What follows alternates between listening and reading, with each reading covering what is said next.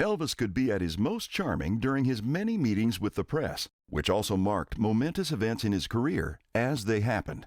Media often came away from Elvis's press conferences with a refreshed view of the king of rock and roll, one that saw him as personable, funny, and sincere. This DVD features some of Elvis's most memorable press conferences, including his 1960 post-Army interview in his father's office at Graceland, his famous 1972 Madison Square Garden press conference, and the Hawaii press conference held prior to his Aloha from Hawaii television special. Now, watch some of Elvis's most engaging meetings with the press. Ready to go? Ready. Ready when you are. I'm always ready. Okay, we're going to start. This is not part of the questioning, but did you get the black-eyed peas when you got home? I haven't eaten anything yet. Haven't eaten anything? No. I've just been looking around more or less since I've been back. Now, to get down to the serious side of it, Elvis, now that the Army's part of the past, can you give us in detail some of your future plans? Well, the first thing I have to do is to cut some records. And then after that, I have the television show with Frank Sinatra. And then I have the picture with Mr. Wallace. And after that, I have 2 for 20th Century Fox. And after that, heaven knows, I don't. I suppose it'll keep me busy the rest of this year, you know. After that, I don't know. Well, Elvis, now you're really home. How does it feel? It's pretty hard to describe, I'll tell you. It's hard to get used to, you know. I mean, I've been looking forward to it for 2 years, and all of a sudden, here it is. It's not easy to adjust to it. Now that you are back, as you look back on your 2 years in the service, what was the most important thing that happened to you during your 2 years, whether it was overseas or here in the States? Well, there were a number of things that happened. I had quite a few interesting experiences. Slept out in the snow, HC rations, you know, all the regular thing. But I suppose the biggest thing of all is the fact that I did make it. I made it just like everybody. I mean, I tried to play it straight, you know, like everybody else. And I made a lot of friends that I never would have made otherwise. And all in all, it's been a pretty good experience, you know. Elvis, you still have time to serve now for Uncle Sam. Have you given any thought as to where you're going to serve your reserve training? Well, sir, I will be on the reserve status here in Memphis at the Reserve Center here. But they have a clause which covers people with traveling jobs. If you have a traveling job or if you live too far away from your reserve center, they put you on standby. Whereas you don't have to make their meetings, but you are subject to be called at any emergency or anything of that nature. Elvis, one of your future commitments, as you mentioned, is the Frank Sinatra show on the ABC television network. Do you have any idea of when this will be aired? I really don't know the exact date. I would imagine it's somewhere around the 1st of May. If you'll forgive me, I have one other part to my question. We understand, speaking of Frank Sinatra, that there has been some rumor about Nancy Sinatra and yourself. Is there a romance in the making here? No, sir, I'm afraid not. I only met her in Fort Dix.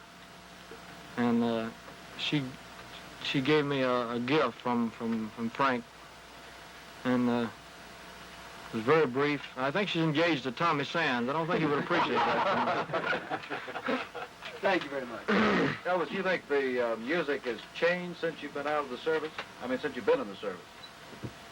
Possibly, yes. I can't say, really. I haven't been here long enough to even know. Excuse me. The only thing I can say is that if it has changed, well, I would be foolish not to try to change with it, you know. But as of now, I have no reason to change anything. As to your acting, you have stated you would like to be a more serious actor. And do you plan to possibly go to some school or some dramatic school? Well, it wouldn't hurt me any to go to school, but I learn best by experience. I never was very good in schools of any kind. And it's going to take me a long time and a lot of experience. But that is your ultimate ambition? But as at the present time, it really is. That's what I want to do. Elvis, you were asked about Nancy Sinatra. How about any romance? Did you leave any heart, shall we say, in Germany? Not any special one. There was a little girl that I was seeing quite often over there. That her father was in the Air Force, and actually they only got over there about 2 months before I left. I was seeing her, and she was at the airport when I left, and there were some pictures made of her, but it was no big romance. I mean, the stories came out, the girl he left behind, and all that. It wasn't like that. I mean, I had to be careful when I answer a question like that. Elvis, in your service life, which did you find the most difficult, when you went into basic training, or when you got over into Germany, over with the experienced soldiers? Which gave you the hardest time? Well, basic training wasn't hard for me at all. It was harder afterwards, after I had gotten into a regular outfit. Not the service itself, but just the surroundings, and I was in a strange land, and the outfit I was in, they had quite a bit of field duty. We stayed in the field 6 months out of the year. And it gets cold in Germany. It snows quite a bit. And it was pretty hard to adjust to. One thing further on that, do you have any advice for the boys your age who are now going to have to put in a certain amount of duty in the service? Well, the only thing I can say is to play it straight and to do your best, because you can't fight them. They've never lost yet, you know? And you can't fight them. So you can make it easy or you can make it hard on yourself. I mean, if you play it straight, get the people on your side, let them know you're trying, you as the Army would say, you've got it made. But if you're going to try to be an individual or try to be different, you're going to go through 2 years of misery. Elvis, when do you think you'll record again? And when you do you think you'll lean toward the ballad-type music or the more upbeat sounds? Well, as far as when I'll record, I really don't know. Possibly this week or next week. And what I'll record, I don't know yet. I've got quite a few songs to choose from. I've collected over the 2 years, but I don't know exactly what type or what instruments I'll use, whether it be the Firestone Orchestra or Monty Vonnie or what. I really don't know yet.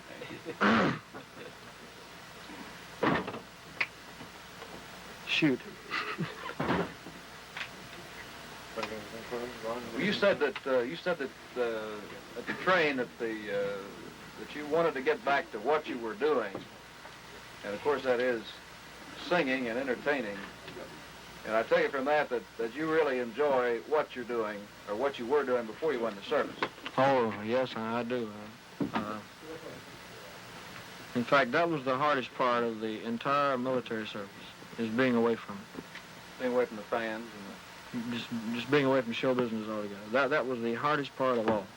It wasn't the Army, it wasn't the other men. It was that. It stayed on my mind. I kept thinking about the past all the time, contemplating the future, and Elvis, that was the hardest part. We know your family status has changed since you went into service. Are you going to keep Graceland? Do you have plans of moving away from Memphis, or what? No, sir, I have no plans for leaving Memphis. And you're going to keep Graceland? I'm going to keep Graceland as long as I possibly can. Well, was this Christmas tree a surprise? Well, since it's March, it's a little surprise. That's the tree we used in 1957. We can leave the Christmas tree long enough. About your tonsils and the tonsillectomy that you were contemplating while you were in the service, did you deliberately ask that it be held off until you could get to the United States and the local doctor? No, sir. Or did they improve that much? I didn't ask that. They don't like to perform surgery of any kind in Europe. They don't like to. If it's an emergency, they will. But I took penicillin and wonder drugs or whatever they call it. And I had no recurrence, huh? I had 2 attacks of tonsillitis when I was there. Elvis, did you like the food over there outside of the Army? When you would go out, you know, did you like that type food? I never went out, Charlie. You never ate out in a restaurant? I never ate in a restaurant the entire time I was in Germany. It's funny. I either ate in the mess hall or at home, one of the two. I never, in fact, I never went anywhere while I was in Europe except to Paris. I went to Paris and on a leave, and that was all. Now, how did the fans respond to you over there as compared to here in the States? Well, it's a pretty difficult question to answer because anything I'll say, it might sound a little like I'm bragging, you know. But it was pretty much the same there as here. They had seen a lot of your movies. And the records and so forth. I'd like to go back on a tour over there someday, all of Europe, because the only thing they know about me is what they've read, records and the movies and so forth. Elvis, this is not in the form of a question, but I'd like to take this opportunity to welcome you home for everybody in Memphis and the South. Well, thank you. You'll never know how happy I am to be here. Someone asked me this morning, what did I miss about Memphis? And I said, everything. I asked that question on the train this morning, and we used it several times. And you said anything you mentioned about Memphis that I missed that much. Well, sir, I've been here for quite a while, about 14 or 15 years now. I pretty well know Memphis. I thought I did till I drove home. John, if we get any more now, I'll have to start charging you. Elvis had to feel to come all the way into the station on the train for the first time. Huh? Had to feel to come all the way to your destination on the train. You normally get over. I couldn't believe it. I couldn't. I know what you're talking about now. Escape and evasion, they call it in the Army. But,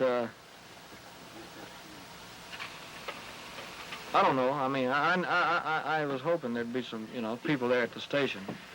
And I knew there'd be a lot of my friends there, my, personal friends. And I wanted to come into the station. I wouldn't have gotten off anywhere else, I mean, this time is different. If we'd only known that yesterday. How long do you think you'll be back in Memphis recuperating or getting adjusted back to civilian life? I would say a couple of weeks. That's about all. Thank you. Okay, is that all? Everybody enough? Thanks, folks. Thank you, Elvis. Thank you very much. Thank you, gentlemen. Nice, so I like it, boy. Compared to Las Vegas.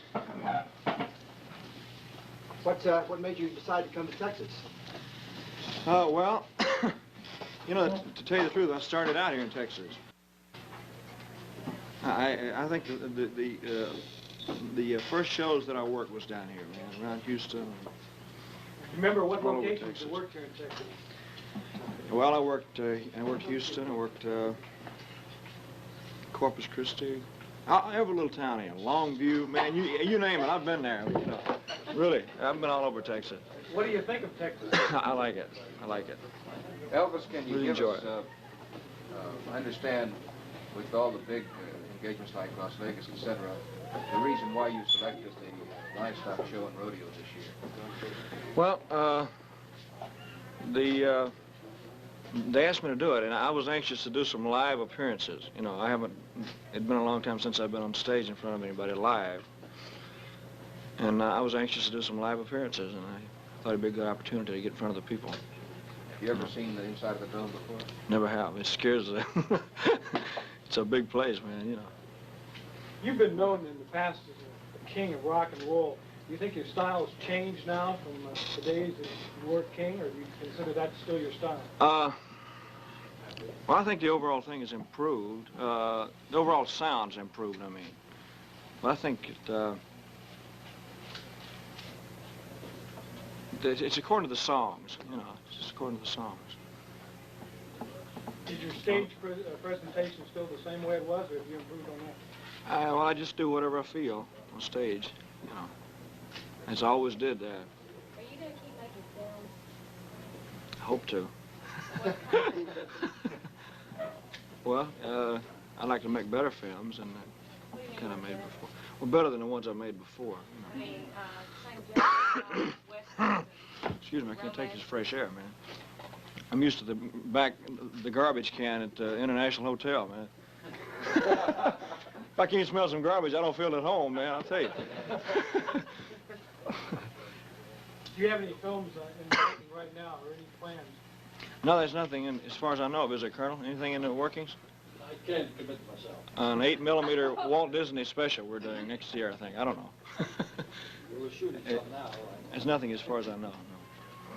When you look at your opportunity to go and try to fill up the Astrodome, Well, it'll be the type of stuff that I do. It's a mixture of things, you know. It's a little rock and a little country western flavor. Essentially the same show you do at the International Hotel? Yeah, it's the same type of thing. A lot of different type of songs.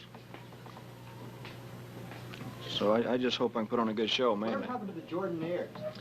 I can't get them out of Nashville, man. They got stuck in Nashville, and you know, they make so much money, and they do so well in Nashville, you can't get them out of there. You know. Do you have any thoughts about the rising interest in country music? I think it's fantastic.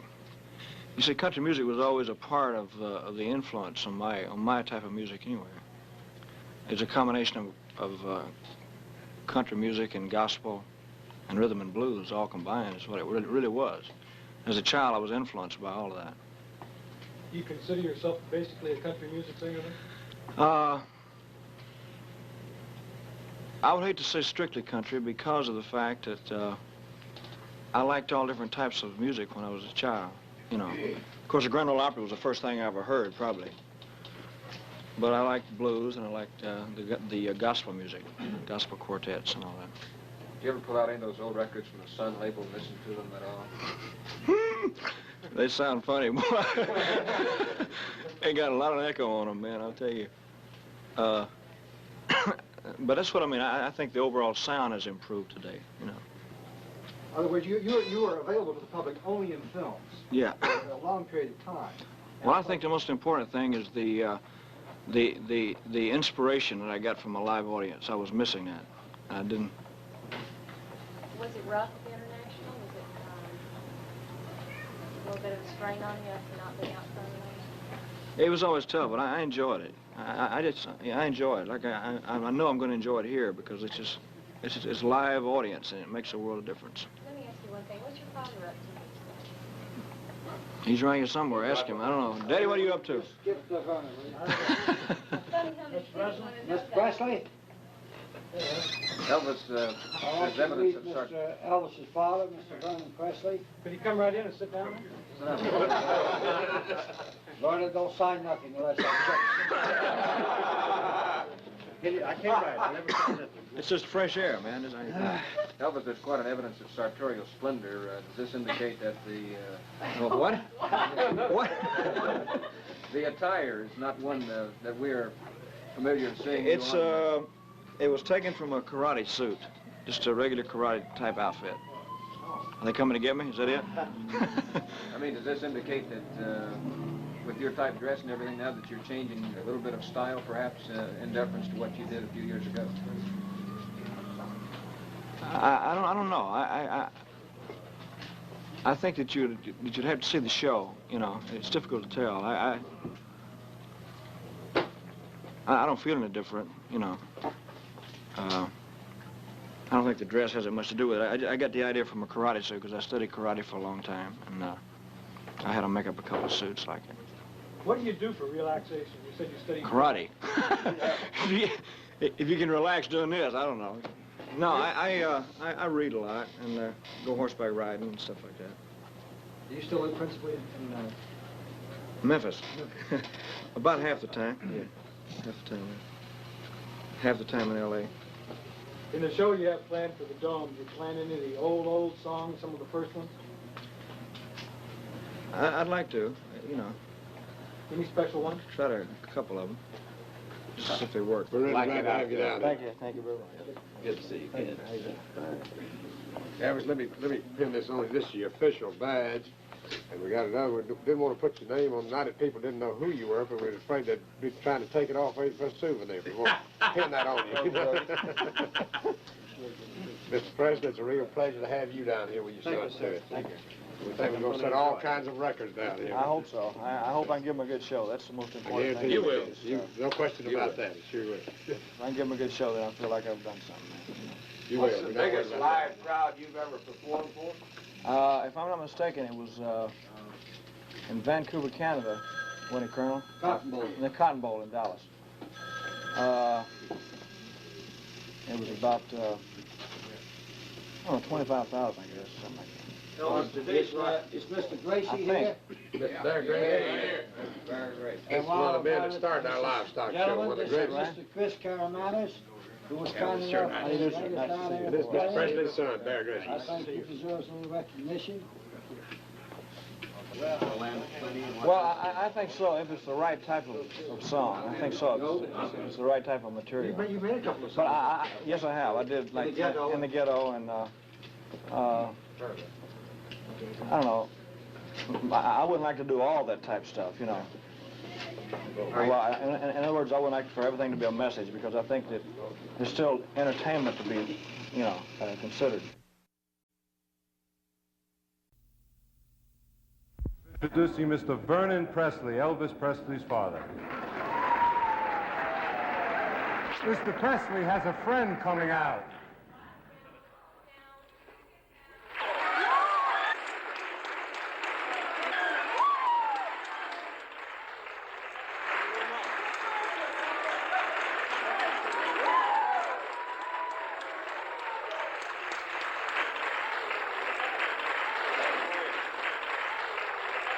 Sit down. First of all, I plead innocent of all charges. Okay. All right. Okay. Thank you, dear. Love you too. Thank you. I don't know. I just made a movie of the last tour that I did. It's the first live concert that we ever filmed, so that's my next project. It's coming out. What made you finally decide to come out of seclusion and start making public appearances again? I just missed it. I missed the closeness of an audience, of a live audience. So just as soon as I got out of the movie contracts, I started to do live performances again. Why do you think you've outlasted every other entertainer from the 50s and, for that matter, the 60s as well? I take vitamin E.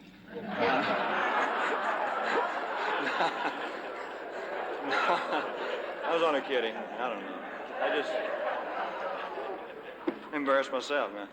I don't know, dear. I enjoy the business. I like what I'm doing. I hear from a lot of people in the press corps that you really are a shy, humble, wonderful human being. Would you agree with that? Oh, I don't know what makes them think that. You know, this gold belt and the...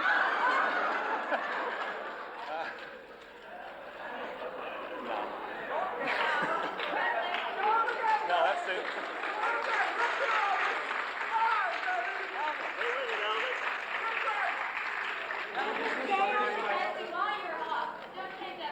Okay. What are you doing? No. So am I. That's why I'm sitting down.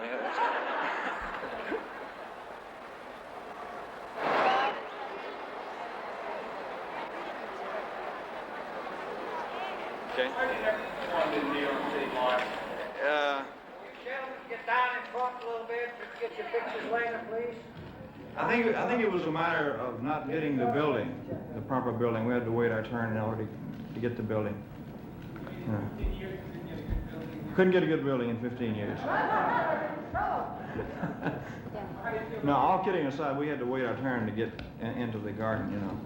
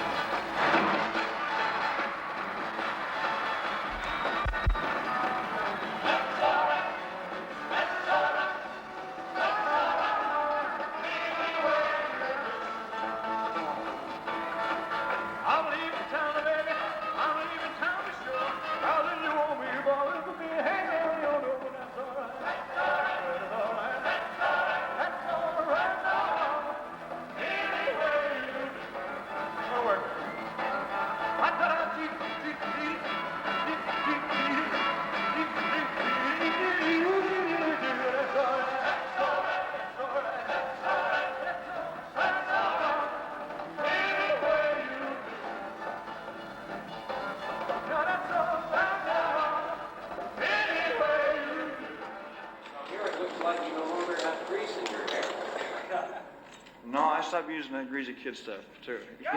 Just like everybody else did, man. You used to be criticized so much for your long hair and your races. It seems so modest now. Man, I was tame compared to what they do now. Are you kidding? I didn't do anything. We just jiggle, you know. How do you feel about it? How do you feel about the way performers act on stage now compared to what you used to do and get criticized for? Oh, I don't know.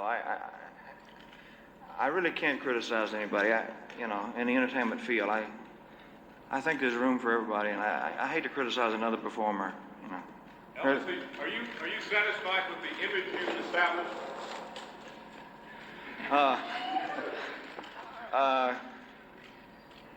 Well, the image is one thing, and a human being is another, you know. So. How close does it come? How close does the image come to the man? It's very hard to live up to an image. I'll put it that way. Yeah. You're 37 now, and some people say that you can't trust anybody over 30. It's according to what you're talking about. I don't know. No, I don't know. I'd like to think so. I beg your pardon? Well, I found that in the audiences that we have, it's mixed. It's older people, younger people, and the very young, and all types of people.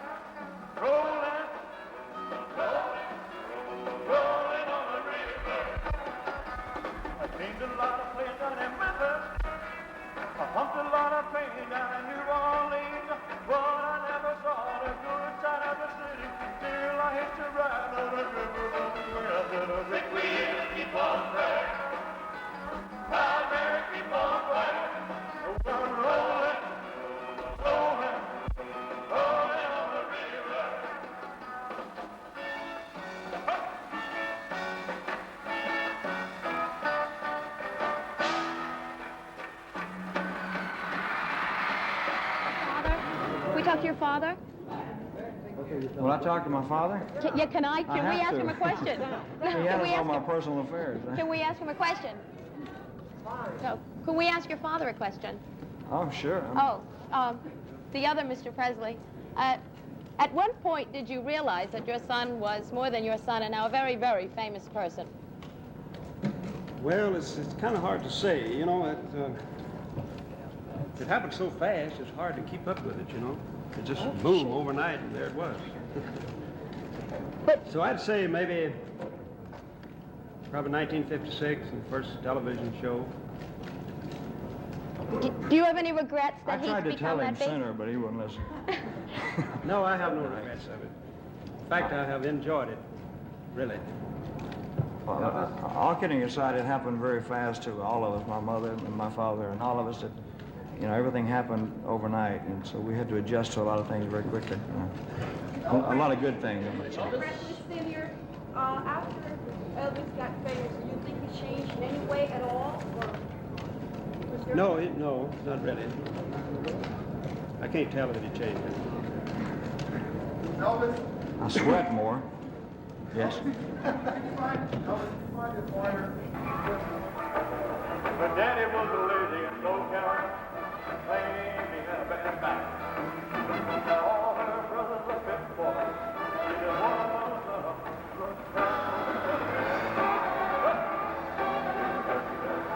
get it right. Everybody said it was a game. But the mama was working on a train. I think so. Because, I'm sorry, there's so many places that I haven't been yet.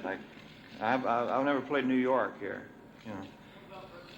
I've never been to Britain either, you know. I'd like it to, yes, sir. I'd like to very much. I'd like to go to Europe. I'd like to go to Japan and all those places. I've never been out of this country except in the service, you know. Oh, Mr. Presley, on the subject of the service, what is your opinion of war protesters, and would you today refuse to be drafted? Honey, I just seem to keep my own personal views about that to myself. I don't know. That's a good question. Why is that, Colonel? She said, why could they film the concert in Boston? They couldn't film it here. Oh, yeah, I'd like to do something. Got away from the hard rock and roll that you did 15 years ago. Back on the audience. Okay. Why is it that you got away from doing the hard rock? It's hard to find good material nowadays, you know, for everybody. For all of us, you know. You're one of the forerunners of rock and roll. You don't record hard rock anymore. It's very difficult to find any good hard rock songs. If I could find them, I would do them. You know, really can't sit them down. No, I can't do that. I just shouldn't save it for the show. Mr. Presley, what do you think of women's? What do you think of women's liberation? Well, you know, watch it is right. You know, on social comments like that, dear, I just seem not to make a comment. Some of you people that had all these pictures, would you be nice to step aside and let these others take a few pictures? Please, come on, step aside. The belt is Come on, bring your cameras over here. the belt is an award from the. Come on through here. As soon as the colonel gets through talking, I'll tell you.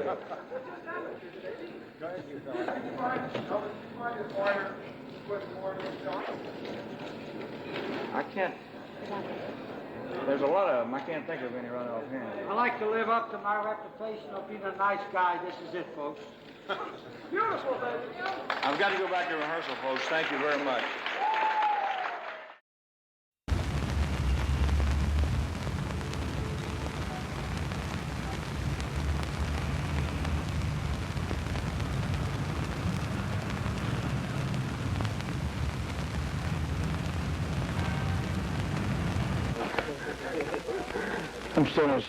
I'm on stage. Okay. South Vietnam. The Armed Forces Network will pick it up. The Armed Forces will show. This is the first time that I've seen this myself. This is just the start of this. Will you try Please. Japan again? I beg your pardon? Yeah. Okay.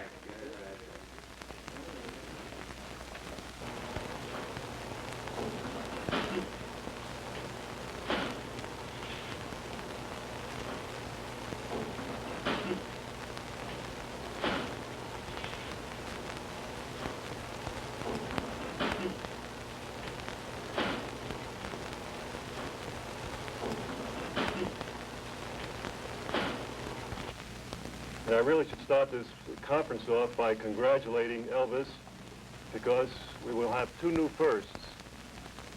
The first, new first, involves Elvis as the first performer to do a worldwide live concert via satellite. Real spectacular.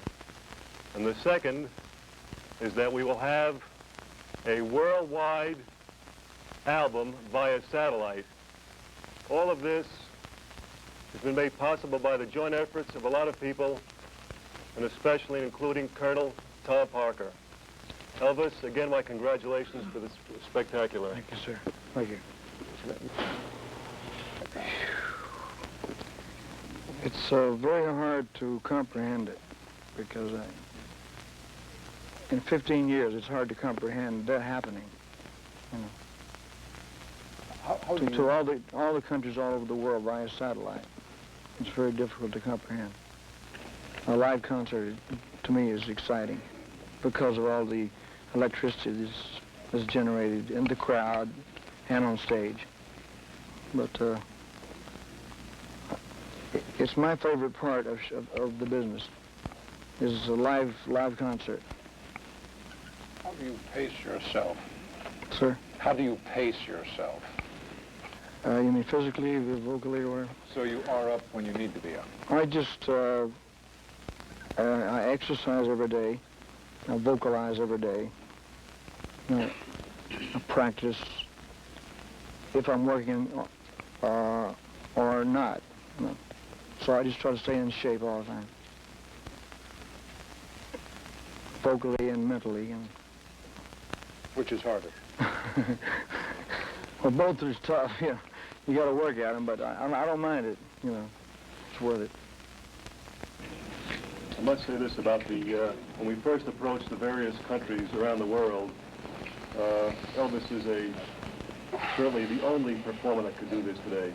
He is well known in every country that we have taught, in fact in every country in the world, and the acceptance was just fantastic. It wasn't a case of any selling, because he's been in demand for live performances around the world, but you just can't do this, so this is the way of approaching it. But the acceptance exceeded all of our expectations, Elvis. Thank you very much. That's very nice, sir.